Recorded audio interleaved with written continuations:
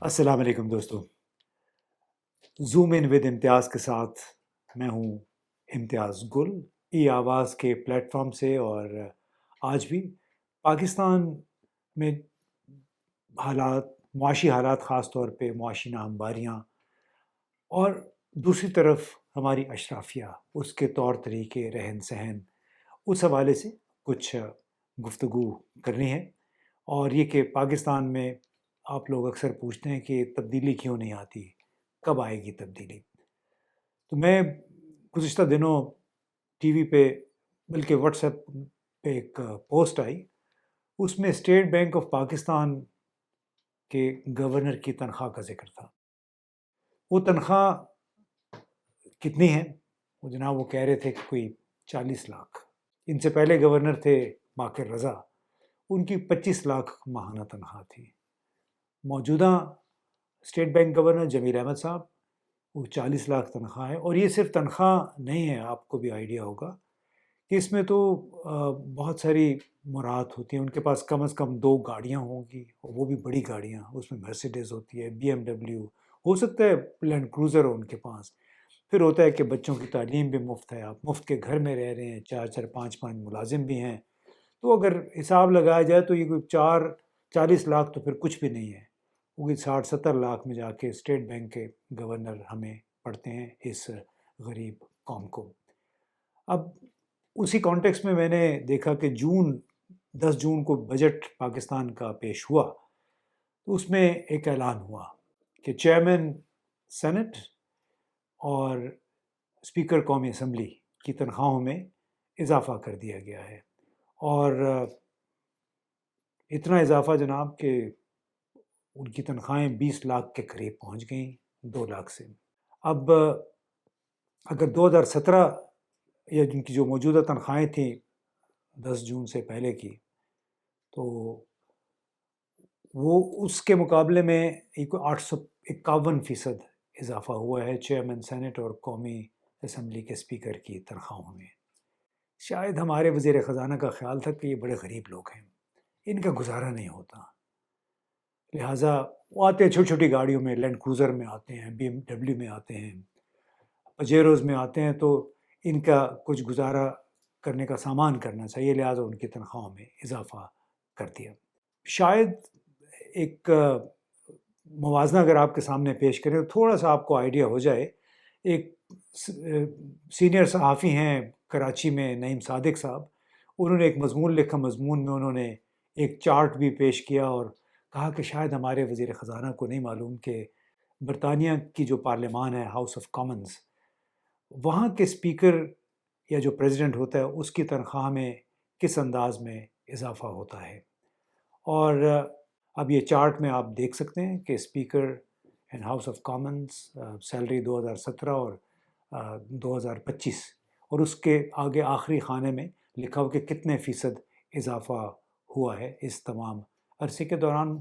उसके मुकाबले में जनाब पाकिस्तान के स्पीकर और कौमी असम्बली जो सेनेट के चेयरमैन हैं, 851% इजाफ़ा। यहाँ पे 850% लिखा है, लेकिन इसमें कोई बहुत ज़्यादा फ़र्क नहीं लगता। अब दूसरी तरफ अगर आप देखें कि नईम सादिक साहब ने अपने एक मज़मून में लिखा, एक पोस्ट भी उन्होंने भेजी कराची से, कि हायर इलेक्ट्रॉनिक गुड्स आउटलेट है कराची में, और वहाँ के एक निजी सिक्योरिटी गार्ड के साथ उन्होंने गुफ्तगू की। उससे पूछा कि 12 घंटे की ड्यूटी के उसको क्या मिलता है? उसने कहा कि 21,000 रुपये मिलते हैं। इस तरह क्लिफ्टन कैंट बोर्ड के सिक्योरिटी गार्ड को रोज़ाना कोई ड्यूटी 12 घंटे की ड्यूटी होती है, 28,000 रुपये माहाना मिलते हैं। नेशनल सेविंग सेंटर के सिक्योरिटी गार्ड को रोज़ाना 12 घंटे ड्यूटी के लिए 25,000 रुपये। अब अंदाज़ा लगाइए, ये उस मुल्क में है जहाँ पे कम से कम उजरत 37,000 रुपये है, वो भी 8 घंटे के लिए। तो ये कुछ वीडियोस हैं, आप ज़रा देखिए। ये गार्ड्स खुद ही किस्सा सुना रहे हैं कि इनको क्या मिलता है उसमें, और कितनी, आप इनकी शक्लों से देखें, चेहरों से कितनी बेबसी और गुर्बत टपक रही है। आपकी इस वक्त तनख्वाह क्या है? 35,000। जी जी। और आपकी ड्यूटी कितने घंटे? 12 घंटे। 12 घंटे। ये बहुत ज़्यादती है ना।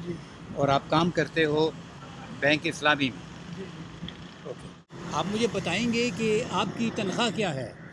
मेरी सर 21,000 21,000 21,000 के। और आपके ड्यूटी कितने घंटे है? जी ड्यूटी 12 घंटे सर। 12 घंटे। और 11 आप बजे खुलते हैं और करीबन 10 बजे बंद हो जाता है, वही 11 घंटे बन जाती है। 11 घंटे। आपकी तनख्वाह क्या है अभी? 15,000 रुपये, 500 रुपये दिहाड़ी है। हाँ, और आप कहाँ काम करते हो? काम इसमें रिज रोड पे, हाँ, मगर आपकी कंपनी कौन सी?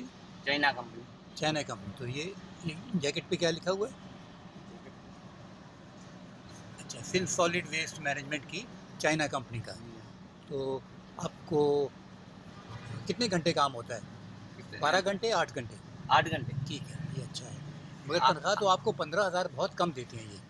ये आपने वीडियोस देखे, और अगर हम आदाद शुमार ही देखें तो सिंध में कोई 15 मिलियन कारकुन हैं रजिस्टर्ड मुख्तलिफ शोबों में।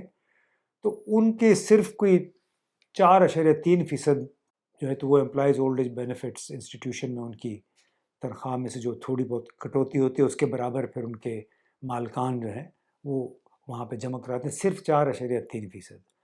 पाकिस्तान में बताया जाता है कि कोई 75 से 80 मिलियन कारकुन हैं कुल, लेकिन उनमें से सिर्फ 3.28% जो हैं तो वो employees old age benefits institution में उनकी कंट्रीब्यूशन जाती है। उसके बरक्स आप देखें बजट में, जो वफाकी बजट है, बड़े बड़े इदारों को टैक्स से मुस्तस्ना करार दे दिया गया है।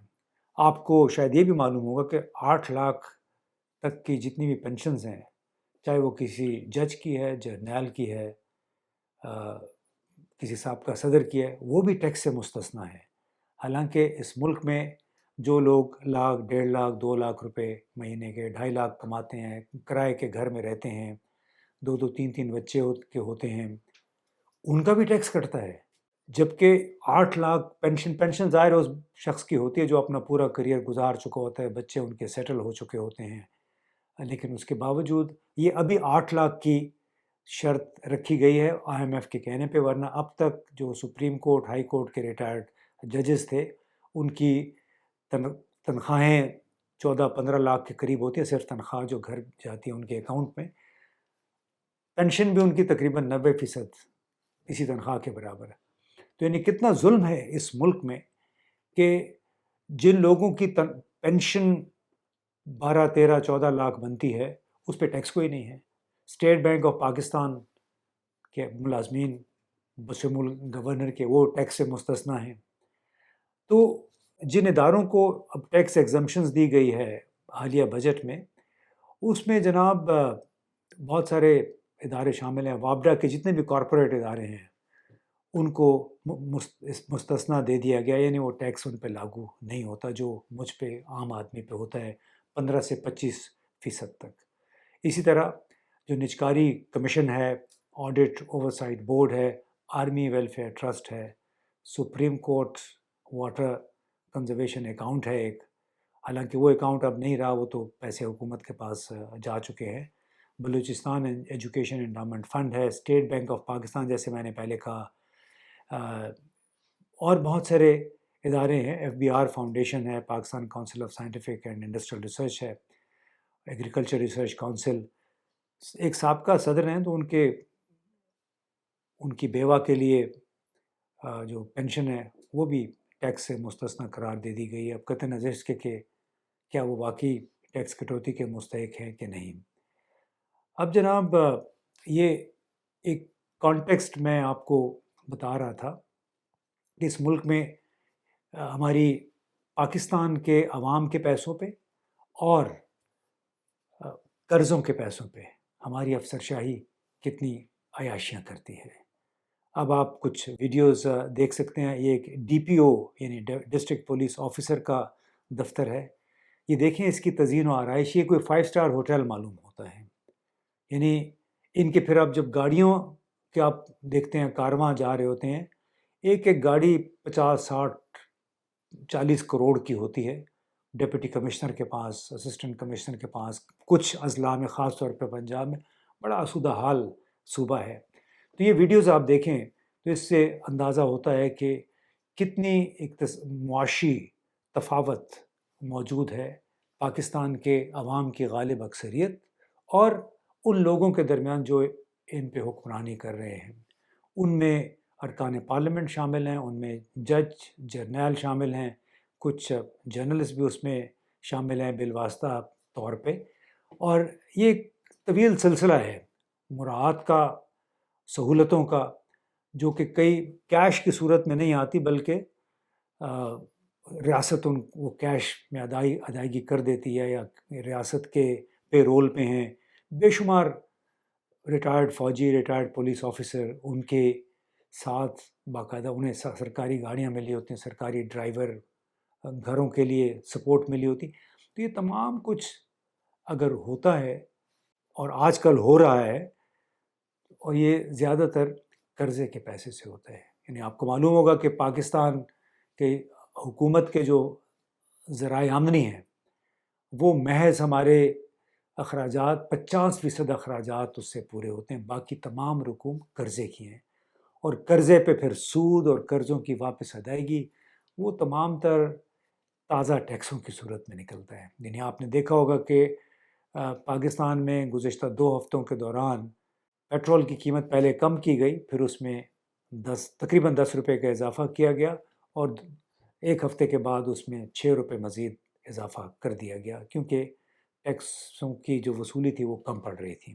اب یہ تمام تر کانٹیکس میں نے اس لیے دیا کہ آج ہم آپ کی ملاقات کروا رہے ہیں ایک ایسے صاحب سے. اکانومسٹ ہیں، پاکستان کی وزارت خزانہ میں بھی انہوں نے کام کیا، اس وقت national university of science and technology میں بھی ہیں.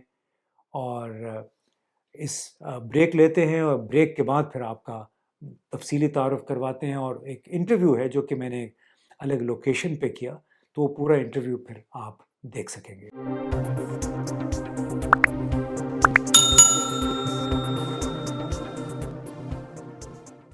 بریک کے بعد دوبارہ خوش آمدید. اور ابھی آپ ایک انٹرویو دیکھیں گے جو ہم نے پہلے ریکارڈ کیا، وہ ڈاکٹر اشفاق حسن خان صاحب کے ساتھ تھا. یہ national university of science and technology میں پڑھا رہے ہیں، اور اس کے ساتھ وزارت خزانہ میں بھی رہے، تو بہت اندر کی باتیں انہیں معلوم ہیں.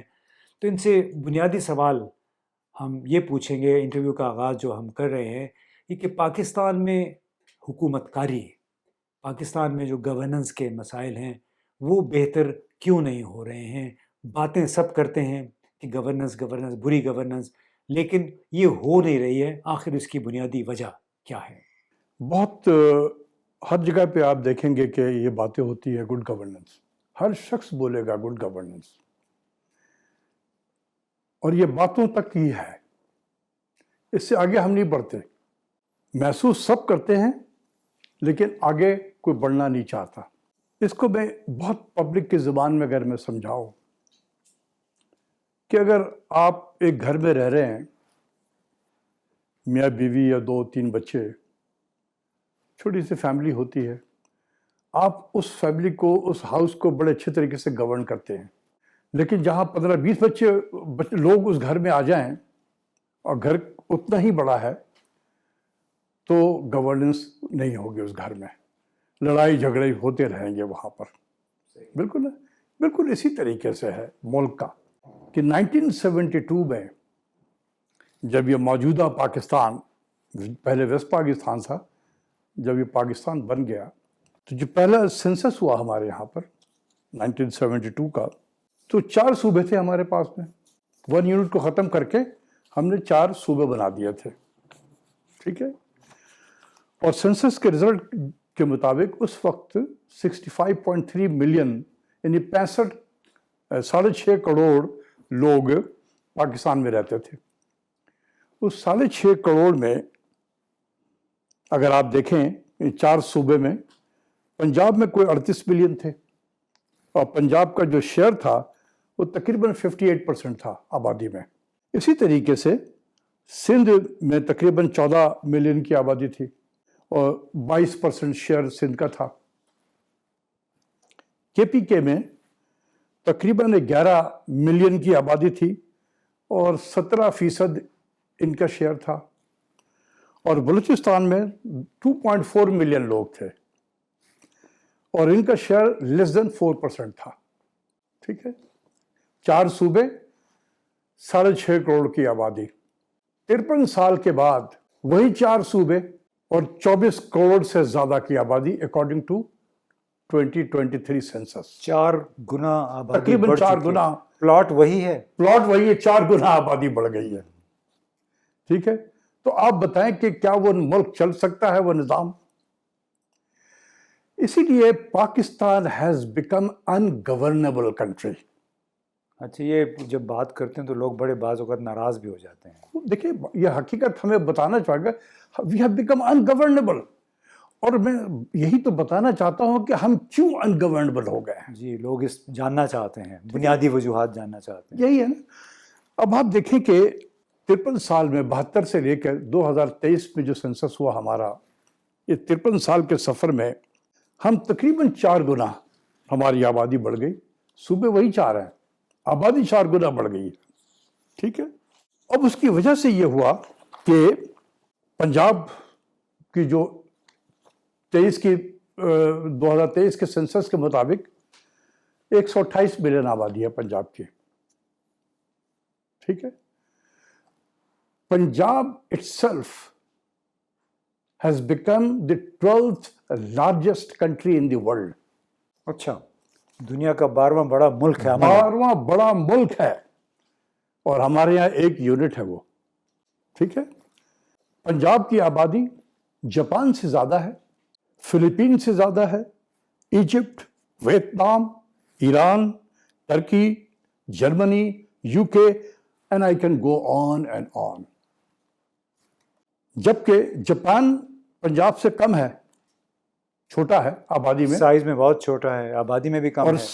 وہاں پر پروونس کو وہ پریفیکٹس کہتے ہیں, پریفیکچر کہتے ہیں. پریفیکچرس ہیں, 47 ہیں, 47. فلپین 117 ملین کی آبادی ہے ایز کمپیئر ٹو 128 ان پنجاب, اور 81 صوبے ہیں. اچھا, 81 پروونس. پنجاب کی جو آبادی ہے نا, یہ تقریباً برابر ہے کمبائنڈ آبادی of Canada, Saudi Arabia, Malaysia, Netherlands and Greece. اس 5 ملکوں کو ملا لیں تو پنجاب کے برابر بنتا ہے. سندھ کی کیا صورتحال ہے؟ سندھ جو ہے اس وقت دنیا کا 26واں بڑا ملک ہے آبادی کے لحاظ سے. اچھا, 26th largest country in the world. ٹھیک ہے, سندھ کی آبادی ساؤتھ کوریا سے بڑی زیادہ ہے, اسپین سے زیادہ ہے, ارجنٹینا سے زیادہ ہے, کینیڈا سے زیادہ ہے, سعودی عرب سے زیادہ ہے, ملیشیا سے زیادہ ہے, اور I can go on and on. اب آپ سوچیں, اتنے بڑے بڑے یونٹ کو how can you govern sitting in one capital city? Karachi کی لے لے یا لاہور لے لے. کراچی کی آبادی دنیا میں 150 ملکوں سے زیادہ ہے.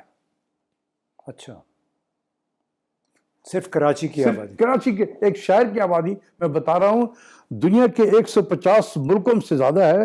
کراچی از بگر دین رومانیہ. اب ایک وہاں پر کیا گورننس ہو سکتی ہے, آپ خود سوچیں. ایک کراچی ایسے شہر میں جو اتنے بڑے بڑے ملکوں سے بھی سائز میں بڑا ہو. آپ تو سیاسی بلیسفیمی کی بات کر رہے ہیں, 2 گھرانے 2 صوبوں کو کنٹرول کر رہے ہیں. آپ جو باتیں کر رہے ہیں اس کا مطلب ہے کہ ان براہ راست جو نام ہے, الزام ہے, ان دونوں گھرانوں پہ آ رہے ہیں. میں کسی گھرانوں کے تو نہیں, میں تو ایک فیکٹس لوگوں کے, ان کی پاکستانی عوام راجدھانی کے ہے. سامنے ایک فیکٹس رکھ رہا ہوں, پاکستان کے عوام کے سامنے رکھ رہا ہوں, کیونکہ سوال ہوتا ہے کہ ملک میں گورننس کیسے نہیں بہتر ہو رہی ہے. آپ خود سوچیں, جب اتنے بڑے بڑے یونٹ ہوں گے, how can you run that unit? ٹھیک ہے, پھر آپ دیکھیں کہ اوور دی ایئرس ہماری سول بیوروکریسی کمزور ہوئی ہے. میں اپنے زمانے میں دیکھتا ہوں, اور جب ای سی سی میں بیٹھا کرتا تھا, میں 11 سال ای سی سی میں بیٹھا ہوں, وہاں پر ہمارے جو فیڈرل سیکرٹریز ہوتے ہیں ان کی پرفارمنس وہاں پر آپ کو سب نظر آ جائے گی. جب میں 11 سال بیٹھا تو میرے 11 سال میں نے کوالٹی گرتے گرتے گر رہی تھی، زوال دیکھا کوالٹی. اور اب تو بارنگ فیو جس کو کہتے ہیں کہ اچھے لوگ ابھی بھی مل جائیں گے جو لیکن زیادہ چل چلاؤ کا زمانہ ہے. ٹھیک ہے، ایک تو چل چلاؤ والے آگے ہو گیا، دوسرا پولیٹیسائز بھی ہو گیا ہے. خیر پولیٹیسائز تو دیکھیں نا، عدالتیں دیکھ لیں، مطلب جس ادارے کو بھی دیکھیں وہ مطلب دیکھیں جب ہم کہتے ہیں نا بیڈ گورننس، یہ سب اس کے ایلیمنٹس آف بیڈ گورننس ہیں کہ آپ کے جنہوں نے گورن کرنا ہے صوبے میں، جو سول سرونٹ ہوتے ہیں، ان کی کوالٹی گر رہی ہے. ان کی کوالٹی کیوں گر رہی ہے؟ کیونکہ آپ کے یونیورسٹی کے جو ایجوکیشن سسٹم ہے اس کی کوالٹی گر رہی ہے. میں تو خود یونیورسٹی میں ہوں، میں تو دیکھتا رہا ہوں، 16 سال سے میں دیکھ رہا ہوں کہ جو اسٹوڈنٹ آج سے 16 سال پہلے آیا کرتے تھے نسٹ میں، اور اب جو آ رہے ہیں ان کے انفلوز وہاں کہاں سے ہمارا نرسری تو یہی ہے نا، نسٹ کے باہر جو پورے پاکستان سے بچے ہمارے آتے ہیں، وہاں کوالٹی گر رہی ہے. تو اب اسی گرتے ہوئے کوالٹی سے لڑکے گریجویٹ کر کے اور وہ سول سرونٹ میں بن رہے ہیں، اور ان کی جو ٹریننگ کا نظام ہے وہ بھی آرکائک ہے. وہ جو 1973 میں جس طریقے سے چلا تھا، پاکستان 1973 میں فریز ہو گیا جا کر. اچھا، میں یہی سوال آپ سے پوچھنا چاہ رہا تھا، ہم ڈسکس بھی کر رہے تھے کہ کیا پاکستان 1973 کا جو ایک فریم ورک تھا آئین کی صورت میں آیا، اور اس کے بعد جو ہم نے حالات دیکھے، تو پاکستان اس 1973 میں پھنس چکا ہے کیا؟ بالکل پھنس گیا ہے. اور اس کے کچھ علامات بتائیں، کچھ سمٹمز اس کے. مثال کے طور پہ جب 1973 میں ہم نے کوٹا سسٹم امپلیمنٹ کیا تھا، بھٹو صاحب نے 10 سال کے لیے کیا تھا، اس کے بعد ہم بھول گئے کہ 10 سال کے بعد ہم نے کیا کرنا ہے. آج 50 سال 52 سال ہو گئے، چل رہا وہی نظام. ہم فریز ہو گئے نا 73 میں. تو جو قومیں فریز ہو جاتی ہیں for century, half a century, وہاں پر کیسے آپ کے گورننس میں، آپ کے نظام میں بہتری کیسے آئے گی؟ آپ خود سوچو ذرا. میں پاکستانی عوام سے پوچھتا ہوں، ہم فریز ہو گئے ہیں اپنے آپ کو. یہ سوال عوام سے پوچھنے کا ہے یا ان لوگوں سے جو کیسے؟ میں تو عوام سے ہی پوچھوں گا. میں تو عوام کو میرا کام ہے کہ ایز اے ٹیچر بالکل میں ایجوکیٹ کرتا ہوں لوگوں کو.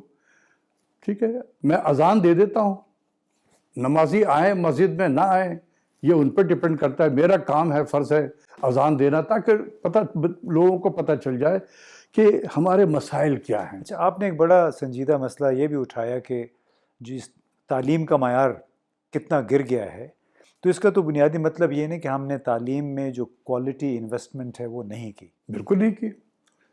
ابھی بھی پچھلے، اور کیوں نہیں کی؟ میں 4-5 سالوں سے میں دیکھ رہا ہوں کہ جو ہائر ایجوکیشن کا بجٹ وغیرہ ہے، کچھ حکومت نے کی بھی غلطی ہے اور کچھ باہر کے لوگوں کی بھی غلطی ہے. کیونکہ حکومت کی غلطی یہ ہے کہ ہم نے ہر گلی کوچوں میں یونیورسٹی قائم کر دی.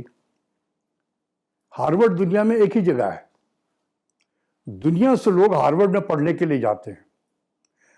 پاکستان میں یہ ہو رہا ہے کہ ہارورڈ کو ہم نے گلی کوچوں میں پہنچانا ہے. بھائی ہارورڈ میں پڑھانے والے فیکلٹی گلی کوچوں میں کہاں سے ملیں گے آپ کو؟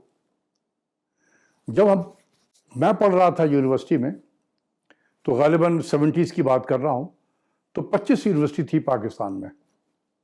16 سال کا ایجوکیشن ہوتا تھا ایم اے، اور اس 16 سال کے ایجوکیشن میں ایم اے کرنے کے بعد کوئی کیمبرج جا رہا تھا پڑھنے کے لیے، کوئی شکاگو جا رہا تھا پڑھنے کے لیے، کوئی یونیورسٹی آف پینسلوینیا جاتا تھا پڑھنے کے لیے، کوئی جانس ہاپکنس جا رہا ہوتا تھا، کوئی کولمبیا جا رہا ہوتا تھا پڑھنے کے لیے. آج 240 کے قریب یونیورسٹی ہیں پاکستان میں، اس میں اور ہم نے دو سال اور 16 سے 18 سال بھی کر دیا ہے. ٹھیک ہے، اور اب آپ دیکھیں کہ ہم کہاں جا رہے ہیں پڑھنے کے لیے. میں نام لینے نہیں چاہتا ہوں، کیونکہ میں تو خود اس شعبے سے تعلق رکھتا ہوں. ہمارے لوگ ایسے جگہ پہ جا رہے ہیں جس کا یقین کریں کہ میں نے اپنے 40 سالہ کیریئر میں کبھی ان کا اس طرح کے یونیورسٹیز کا نام نہیں سنا تھا. آج وہاں جا رہے ہیں پڑھنے کے لیے. اور ڈگریاں بھی تو بٹ رہی ہیں نا جی. جس پھر ہم نے گلی تھوک کوچوں میں تھوک کے حساب سے جس گلی کوچوں میں جب آپ یونیورسٹی کھولیں گے تو کہاں سے فیکلٹی لائیں گے؟ دیکھیں نسٹ میں ہوں نا، اور میں پرنسپل رہا ہوں 2 اسکول کا. ہم ہر سیمسٹر میں فیکلٹی ہائر کرتے تھے، ہر سیمسٹر روٹین کے مطابق. پورے نسٹ میں یہ ہمارا کنسپٹ ہے کہ ہم اگلے سیمسٹر کے لیے فیکلٹی کی ہائرنگ ہوگی یا اگلے اکیڈمک ایئر شروع ہوتا ہے اس سے پہلے ہم ہائر کریں گے. آپ یقین کریں کہ ڈھونڈنے سے بھی اچھے لوگ نہیں ملتے، ڈھونڈنے سے بھی نہیں ملتے. اور اگر ہم 100 اپلیکیشن شارٹ لسٹ کر کے ہم لے کر آئیں، اور وہ کہاں سے آتے ہیں وہ میں نام نہیں لینا چاہتا ہوں، اگر ہمیں ایک اچھی فیکلٹی مل جائے تو ہم بہت خوش ہوتے ہیں اچھا کہ 100 میں سے ایک مل گیا. اتنا قحط الرجال ہے. اتنا قحط الرجال ہے. اور ہم یونیورسٹی کھولنے چلے جا رہے ہیں. پرپس کیا ہے کھولنے کا؟ نوکری دو. اچھا ایک اپنے حلقے میں نوکری دینا ہے میں نے. یہ پھر آپ کیا کہتے ہیں، یہ ایک اجتماعی ناکامی ہے یا جان بوجھ کے ان لوگوں نے جو کہ اس ملک میں اقتدار میں رہے ہیں جان بوجھ کے تعلیم میں سرمایہ کاری نہیں کی تاکہ ان کو چیلنج کرنے والے کوئی پیدا نہ ہو سکیں؟ یہ تو ہے. یہ دیکھیں اس کو میں کہتا ہوں this is the beauty of keeping your nation illiterate. یعنی قوم کو جاہل یا ناخواندہ رکھنے کا سب سے خوبصورتی بات یہ ہے کہ آپ جو کچھ بھی کر ڈالیں گے نا عوام آپ کے قدموں میں رہے گی، آپ کے قدموں میں رہے گی. آپ کے رحم و کرم پہ رہے تو گی. اگر فرض کر لیں کہ میں اس لیگ کا کھلاڑی ہوں جو یہ کام کر رہا ہوں، میرے انٹرسٹ میں ہے کہ میں اپنے علاقے کے لوگوں کو ایجوکیٹ کروں، ان کو کوالٹی ایجوکیشن پہنچاؤں. The answer is no. حالانکہ خود یہ لوگ اپنی بڑی بڑی یونیورسٹیاں کھول لیتے ہیں اپنے روزگار کے لیے. قدرت اللہ شہاب کی کتاب بھی پڑھی ہوگی آپ نے، شہاب نامہ. آج کل پڑھ رہا ہوں، تھوڑی تھوڑی پڑھ رہا ہوں. ٹھیک ہے، اس میں دیکھ لیں یہ آج کی کہانی نہیں ہے. یہ جب سے پاکستان بنا ہے یہ اس وقت سے کی کہانی ہے. قدرت اللہ شہاب نے 60s میں یہ کتابیں لکھی تھی اپنا کہ جی کس طریقے سے میرے پاس لوگ آتے تھے کہ آپ اس علاقے میں اسکول کھولیں. جب ان کو پتہ چلتا تھا کہ اچھا یہاں فلاں ٹرائب والے جو ہیں یا فلاں گاؤں والے ہمارے یہاں آئے ہیں، سندھ کی بات کر رہا ہوں، تو وہ پھر ان کے پاس آتے تھے کہ نہیں ہم آپ کو پیسے دیتے ہیں آپ ادھر کھولیں. لیکن اسکول کھلا نہیں نا. انہوں نے کہا کہ وہ دوسرے صاحب آگے کہ آپ میں نے ان سے کہا کہ آپ پھر اپنے مخالف کے علاقے میں جا کے کھول لیں یونیورسٹی. وہاں پہ دونوں نے آپس میں فریقہ کر لیا کہ نہ تم اب اس علاقے میں اسکول یا یونیورسٹی کھولو گے نہ. یعنی کیونکہ وہ تعلیم دینا نہیں چاہ رہے تھے. یہ ہے، یہ کوئی پاکستان میں آج سے نہیں ہے. یہ جس طرح کی سوسائٹی ہم نے انہیریٹ کیا ہے پاکستان میں، وہاں پر تعلیم کو اتنی اہمیت نہیں دی جاتی ہے. آپ بیسیکلی کہہ رہے ہیں کہ آج بھی گاؤں میں آپ جائیں نا، اوے ماسٹر کہتے ہیں. ہاں اس کو چھوٹا سمجھ کے کم تر سمجھ کے. جی اوے ماسٹر. تو آپ یہ بتائیں کہ جو پاکستان سٹیٹس کو، جو موجودہ نظام کے جو فائدہ اٹھانے والے ہیں وہ نظام کو تبدیل نہیں کرنا چاہتے، اصلاحات نہیں ہو رہی ہیں، تو اس میں غیر ملکی مالیاتی اداروں کا اور جو جیو پالیٹکس ہے اس کا کس قدر ہاتھ ہے؟ دیکھیں جب بھی کوئی بھی ملک عالمی مالیاتی اداروں کے پاس چلا جاتا ہے، خاص کر IMF کے، یہ پاکستانی قوم کو ذہن نشین ذہن میں یہ ڈال لینا چاہیے. میں بہت مرتبہ بتا چکا ہوں لیکن پھر میں بتاؤں گا کہ جب بھی کوئی ملک IMF میں جاتا ہے وہ پالیسی نہیں بناتا ہے. تو ہمیں تو بتایا جا رہا ہے کہ بڑی پالیسیاں بنی ہیں، ہم نے بڑے نئے نظام. آج ہی دیکھیں نا وہ IMF نے کہا ہے کہ جی یہ آپ وہ شوگر سے ریلیٹڈ تھے کچھ ہے سبسڈی دے رہے ہیں تو آپ دے نہیں سکتے. اب ہمیں ان سے اجازت لینی ہوگی کہ سر ہمیں اجازت دے دیں کہ ہم یہ تھوڑی سی یہ ڈیوٹی فری کر دوں یا اس میں کچھ سبسڈی پرووائڈ کر دوں. اجازت دینی پڑے گی. وہ اجازت دیں گے تو ہم امپلیمنٹ کریں گے. جب ہم پالیسی بناتے ہی نہیں ہیں تو گلہ کس سے کریں؟ یا بنانا نہیں چاہتے. اگر پالیسی بن جائے تو پھر کیا ہوگا؟ یہ جس انداز سے گورننس چل رہی ہے یہ پھر نہیں چل پائے گی. دیکھیں گورننس کو بہتر کرنے کے لیے آپ اپنے یونٹ کو چھوٹا کرنا پڑے گا. دنیا میں امپیریکل ایویڈنس بھرے پڑے ہیں کہ جتنا یونٹ آپ کو چھوٹا ہوگا اتنی بہترین طریقے سے آپ اس کو مزید govern صوبے کریں۔ بنانے ہوں گے، آپ یہ کہنا بالکل۔ چاہتے ہیں؟ اب سوال یہ ہے، یہ سب سے سینسٹیو چیز ہے، جہاں پر جب کوئی یہ ذکر کرتا ہے کہ مزید صوبے بنانے ہوں گے تو سب کے کان کھڑے ہو جاتے ہیں، اوہ یہ کیا ہو رہا ہے؟ کوئی کہے گا کہ یہ پنجاب میں 3 صوبے ہو جائیں یا 4 صوبے پنجاب میں بنا دیا جائے، تو 2 یا 3 سندھ میں بنا دیا جائیں، 2 KPK میں۔ یہ جو ہے دس از نو سولوشن، یہ سولوشن نہیں ہے، کیا ہے arbitrary ہے۔ حل؟ کیا ہے؟ کسی ایتھنک بیسس پہ، لنگوسٹک بیسس پہ صوبے نہیں بننے چاہیے پاکستان میں۔ تو کیسے بنے؟ پھر کیا ہو؟ جب آپ کے یونٹ اتنے بڑے بڑے ہو گئے ہیں تو آپ کی جو ڈویژنز ہیں وہ بھی تو اسی حساب سے پھیل گئے۔ آپ ڈکلیئر کر دیں کہ جو ڈویژنز ہے ہمارا وہ صوبہ ہے، آپ کے 30-31 ڈویژن ہے پاکستان میں، 30-31 صوبے بن جائیں گے۔ افغانستان میں 34 صوبے ہیں، تو ہم کیوں نہیں بنا سکتے؟ اس کی وجہ بنیادی کیا ہے؟ صوبے کیوں نہیں بنا رہے؟ ایک سرائیکی صوبہ آج تک نہیں بن سکا جس کے نہیں، دیکھیں نا، پھر وہ لنگوسٹک زبان کے بیسس پہ صوبے نہیں بننے چاہیے۔ میں اس کا میں بالکل صحیح ہے، بالکل اس سے اگری نہیں لیکن کرتا کہ وہ ہوں۔ ریجن ایک الگ تھلگ ہے، جو بھی ہو، آپ ڈویژن کو آپ صوبے میں کنورٹ کر دیں، سیدھے سیدھے۔ آسان حل ہے ویسے، سب سے آسان بالکل حل آپ ہے۔ صحیح بات ایک آپ کو آئین میں تبدیلی کرنی ہوگی، جہاں اتنے سارے تبدیلیاں اگر آئین میں ہو رہی ہے تو ایک اور بھی ہو جائے، اس میں کیا حرج ہے؟ اگر اس سے ملک میں اس سے آپ کے گورننس بہتر ہوتے ہیں، دیکھیں اس کے فائدے کیا ہوں گے۔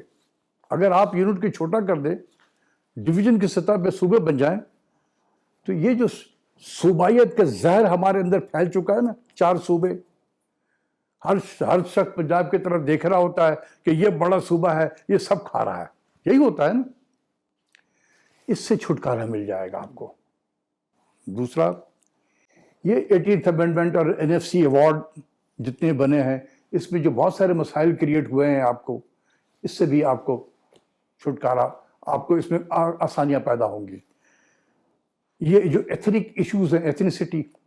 اچھا، آپ نے چونکہ خود ہی NFC کی بات کر دی، وہاں پہ صوبوں کو ان کی آبادی کے حساب سے وسائل ملتے ہیں مرکز سے، تو آپ اس کے بھی خلاف ہیں کہ اس کو ہمیں اس پہ نظر ثانی کرنی میں چاہیے؟ صرف خلاف تو نہیں ہوں، لیکن اب مجھے خوشی یہ ہے کہ یہ میں پچھلے 5-6 مہینوں سے یہ باتیں بتا رہا ہوں کہ یہ آپ کے NFC ایوارڈ میں جو سینٹرلٹی ہے پاپولیشن کی، جو ہے نا، اتنا زیادہ ویٹ دیا ہے، دیر از اے انسینٹیو ٹو اوور ریپرزینٹس۔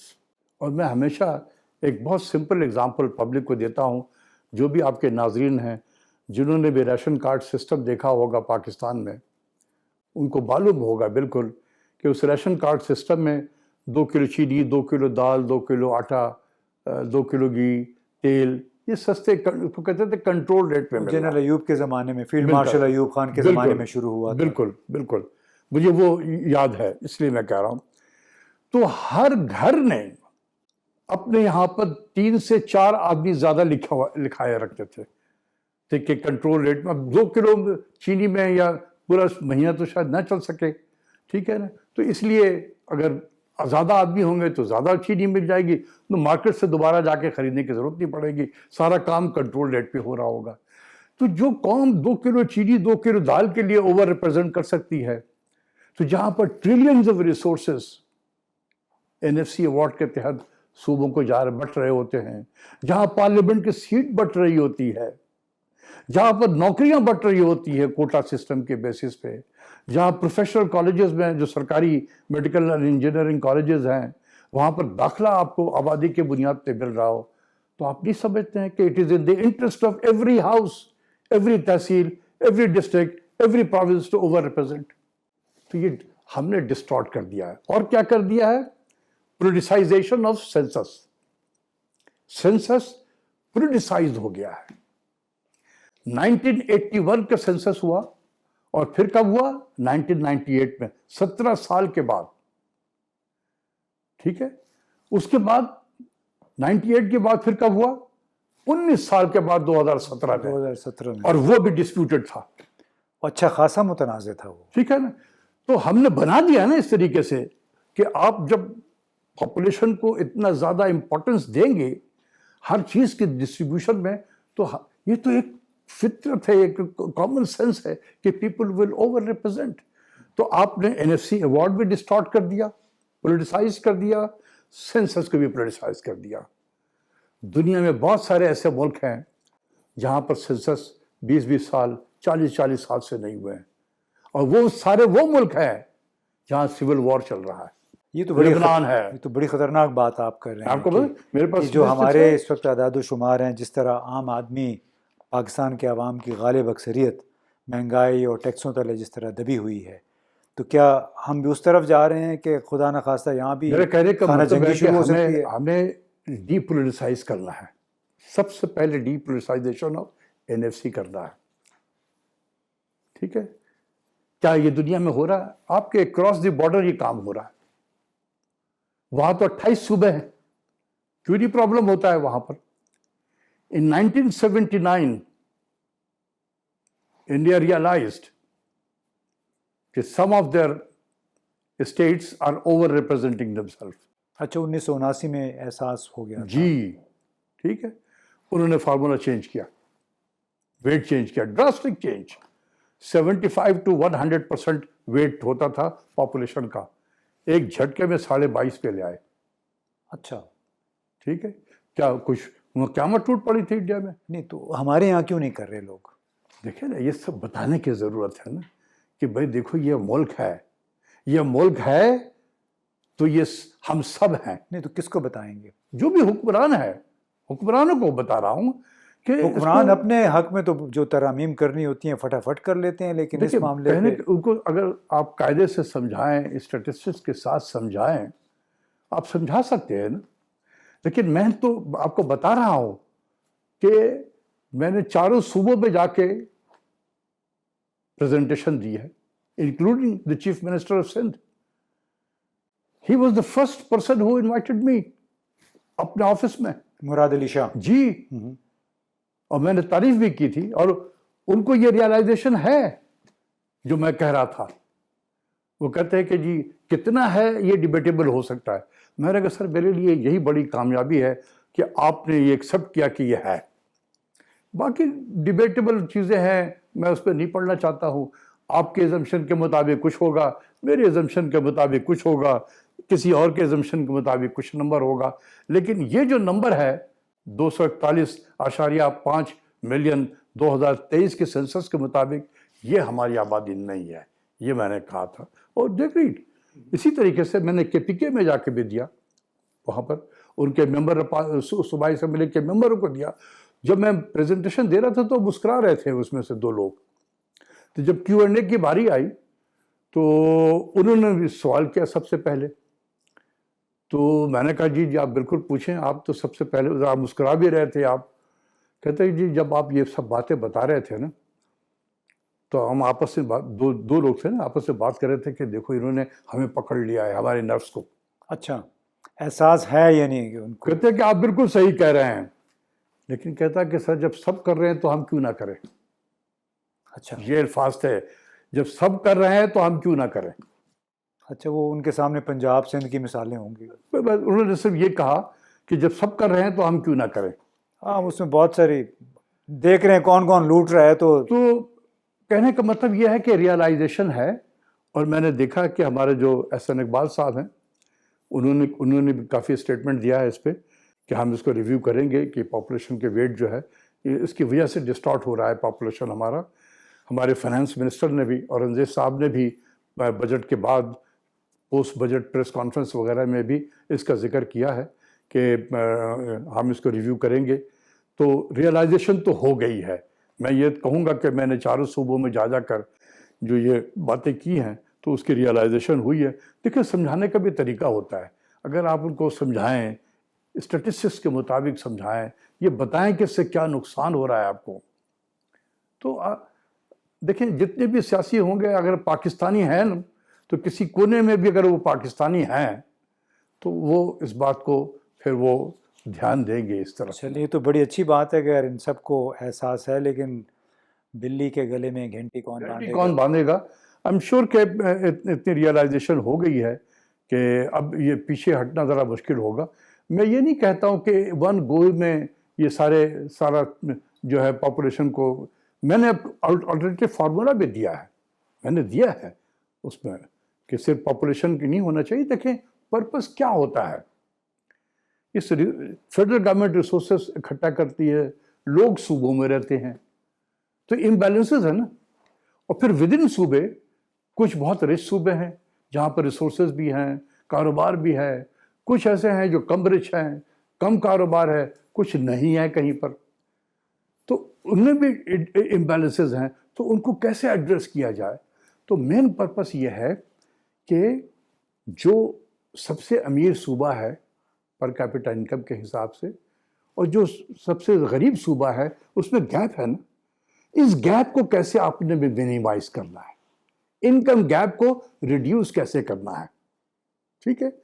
تو اگر آپ اس کو ویٹ دیں 30%، 35%، جتنا بھی ویٹ دے دیں کہ جی جو رچ صوبے سے جتنا ڈسٹینس پہ ہوگا ٹو دیٹ ایکسٹینٹ آپ کو اس جو شیئر ہے NFC ایوارڈ سے آپ کو ملے گا، تاکہ آپ نیکسٹ 5 ایئرز میں اس گیپ کو مزید منیمائز کیا جائے اور اگلے 5 سالوں میں یہ اور بھی منیمائز ہو جائے گا. تو آپ انکم گیپ کو ریڈیوس کریں تاکہ یہ صوبوں کے اندر میں جو ہیجانی کیفیت ہے یا ایک دوسرے سے کے خلاف نفرتیں ہیں اس میں بھی کمی آئے گی. جی جناب، آپ نے ڈاکٹر اشفاق حسن خان کا انٹرویو سنا پاکستان میں حکومت کاری گورننس کے مسائل کے حوالے سے، اور اس سے پہلے میں نے ایک احاطہ کیا تھا کہ پاکستان میں یہ معاشی تفاوت کتنی زیادہ ہے کہ ایک طرف کوئی 40-50 لاکھ کی تنخواہ لے رہا ہے تو دوسری طرف کسی کو 12 گھنٹے کی ڈیوٹی کے بعد بھی 40,000 روپے بھی نہیں ملتے ہیں. اور ڈاکٹر اشفاق حسن خان کا بنیادی طور پہ یہی کہنا تھا کہ جو اسٹیٹس کو، جس نظام کے وہ لوگ جو کہ اس نظام سے مستفید ہو رہے ہیں وہ بنیادی طور پہ اس کی تبدیلی نہیں چاہتے اور وہی اصلاحات کی بہتری کی راہ میں حائل ہیں. اگلے پروگرام تک کے لیے اجازت دیجیے. خدا حافظ.